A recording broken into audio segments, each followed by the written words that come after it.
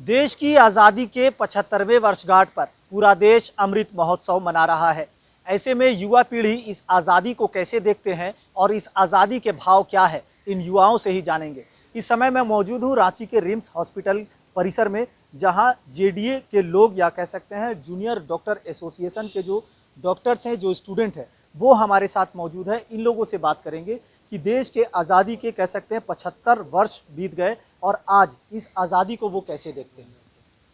Doctor साहब, सबसे पहले स्वागत है आपका समाचार प्लस में। 75वां वर्षगांठ है, अमृत महोत्सव आयोजित हो रही है, इस आज़ादी को युवा पीढ़ी कैसे देखती है? इस सबसे पहले तो मैं बताना चाहूँगा कि हम लोगों का जन्म जो आज़ाद भारत में हुआ है, तो ये तो हमारे लिए सबसे बड़ी खुशी की बात है।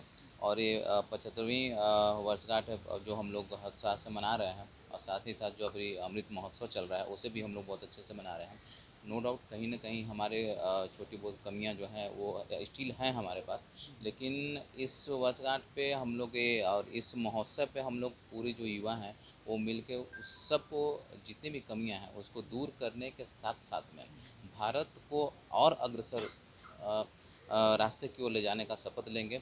और साथ ही साथ पूरे देशवासियों को देखिए इसकी हार्दिक शुभकामनाएं। और बिंग ए डॉक्टर होते हुए मैं एक बात बोलना चाहूँगा कि स्वास्थ्य शरीर में ही स्वस्थ मन का वास होता है, और उसे ही से आप पूरे अच्छे समाज को, अच्छे राष्ट्र का निर्माण कर लेंगे। इसलिए स्वास्थ्य को बहुत अच्छे तरीके से लें और इसमें कोई भी कोताही न बरतें। भारत को युवाओं का देश कहा जाता है। आज युवा पीढ़ी भारतीय इतिहास को याद करते हुए, इस आज़ादी को देखते हुए आगे भविष्य में कैसे बढ़ना चाहती है और क्या कुछ होना चाहिए? हाँ, अगर आप पॉपुलेशन पॉइंट ऑफ व्यू से और एज पॉइंट ऑफ व्यू से देखोगे तो अगले आने वाले 20 से 30 साल में सबसे ज़्यादा युवा हमारे भारत में होंगे। इसीलिए बनाया जा रहा है ये स्टडी भी है कि अगले जो हम लोग एज वाइज, पॉपुलेशन वाइज जो एज स्टडी है उसमें ये देखते हैं कि अगले 20 से 30 साल में सबसे ज़्यादा पूरे वर्ल्ड में युवा होंगे तो भारत के होंगे। और अगर भारत के युवा ये अपने अंदर मन में बांध ले कि नहीं, हम अपने देश को एकदम सर्वोच्च स्तर पर ले जाएंगे, तो विश्व शक्ति बनने में भारत को नो डाउट, पहले भी विश्व शक्ति था और अभी भी कहीं ना कहीं जो है हम समय समय पे, ठीक है, चाहे योग के बारे में हो चाहे कुछ स्पेशल बारे में हो, भारत अपना नेतृत्व हमेशा आगे रखता है। लेकिन अगर हम संगठित होकर, ठीक है, पूरे तरीके से लग जाएं तो निश्चित ही आगे आने वाले में भारत जो है विश्व गुरु बन के रहेगा और अपना सर्वोच्च स्थान बिल्कुल रखेगा। बिल्कुल, भारत को विश्व गुरु करने की बात तो हो रही है और विश्व गुरु के तौर पर कहा भी जाता है। अगर बात कहें शक्ति की, तो शक्ति को लेकर के आपके भाव क्या है? जैसा कि विकास बॉस ने कहा कि, और आपने भी कहा कि India is a country of youth. और एज ए यूथ, मैं जितने भी देशवासी हैं जो कि यूथ हैं उनके लिए कुछ शब्द कहना चाहूँगा, जो कि स्वामी विवेकानंद ने कहा था। उठो, जागो और अपने लक्ष्य के प्रति तब तक दौड़ते रहो जब तक तुम्हें लक्ष्य की प्राप्ति न हो जाए। जब तक हम अपने ड्रीम के प्रति समर्पण नहीं करेंगे, उसको अचीव करने का प्रयास नहीं करेंगे, तब तक हमारे अंदर ही शक्ति नहीं आएगी। और जब तक हमारे अंदर ही शक्ति नहीं आएगी, तब तक इस देश में शक्ति नहीं आएगी। तो हमें चाहिए कि हम as a youth Swami Vivekananda के प्रिंसिपल को फॉलो करें और आगे बढ़ें। कहा जाता है छोटी सोच और पाँव की मोच आपको आगे नहीं बढ़ने देती है। तो as a youth, as a Indian, आपको हमेशा बड़ा सोचना चाहिए। आपको हमेशा अपने देश के प्रति बहुत बड़ा सोचना चाहिए, और देश को कैसे वापस से विश्व गुरु बनाना है, इसके लिए तो सोचना ही चाहिए। आजकल हम लोग बिल्कुल, तो कहते हैं कि मन के हारे हार है और मन के जीते जीत, मान लिया तो हार है और ठान लिया तो जीत। यानी कि अपनी सोच को बड़ा करना होगा ताकि देश, हमारा देश जो है वो विश्व गुरु के पायदान पर आ सके। अगर हम बात करेंगे कि जिस तरह से पॉलिटिकल, थोड़ा सा अलग हम जा रहे हैं, थोड़ा सा पॉलिटिकल बात करेंगे, तो हमारी देश की जो राजनीति है इसे युवा पीढ़ी कैसे देखते हैं? अभी जो राजनीति है, लास्ट 70 साल में काफ़ी इम्प्रूवमेंट आया है।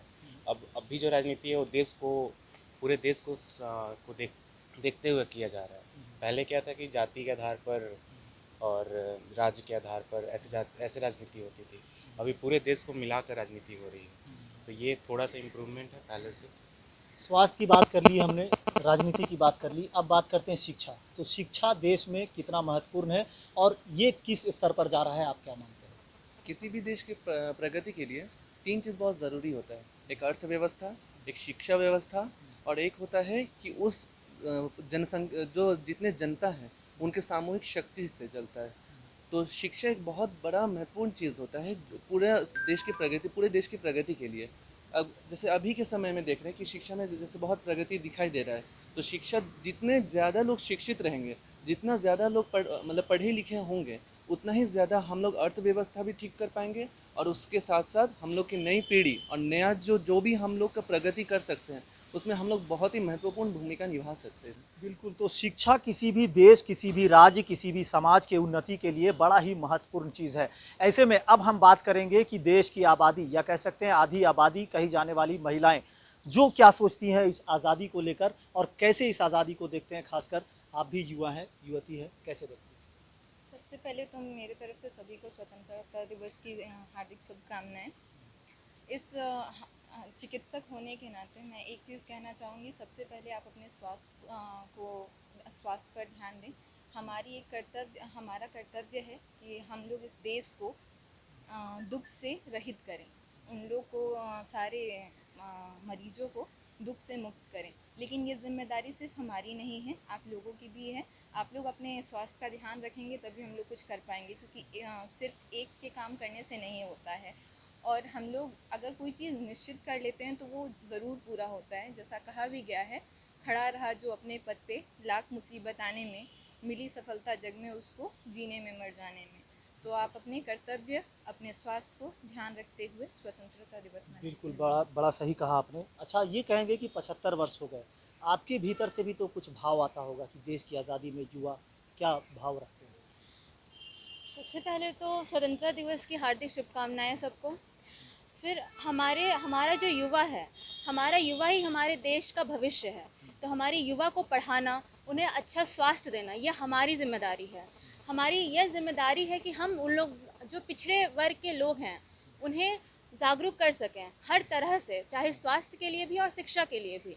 फिर हमारे जो गर्ल चाइल्ड हैं उन लोगों को नहीं पढ़ाया जाता है। उन लोगों को कई ऐसे जगह है जहाँ पे उन लोगों को ना शिक्षा प्रदान होती है, ना स्वास्थ्य अच्छे से प्रदान होती है। तो हमें उनको जागरूक करना चाहिए, उन लोगों को अच्छी शिक्षा और स्वास्थ्य का प्रदान करनी चाहिए। बिल्कुल, तो बेहतर स्वास्थ्य, बेहतर शिक्षा और बेहतर लोगों को उन्नति के लिए रोजगार जैसे विभिन्न समस्याएं अब भी देश के पटल पर नज़र आती है, लेकिन युवाओं के जो जोश है, जो उमंग है, जो उत्साह है, वो 7वें आसमान पर चढ़ रहा है। ऐसे में देखना दिलचस्प होगा कि इस आज़ादी को लोग किस तरह से देख रहे हैं और इनके भाव क्या कुछ है और युवा पीढ़ी को आगे बढ़ने में क्या कुछ सफलताएं मिलती है, ये आने वाला समय बताएगा। अपने सहयोगी अरविंद के साथ मोइजुद्दीन, समाचार प्लस, रांची।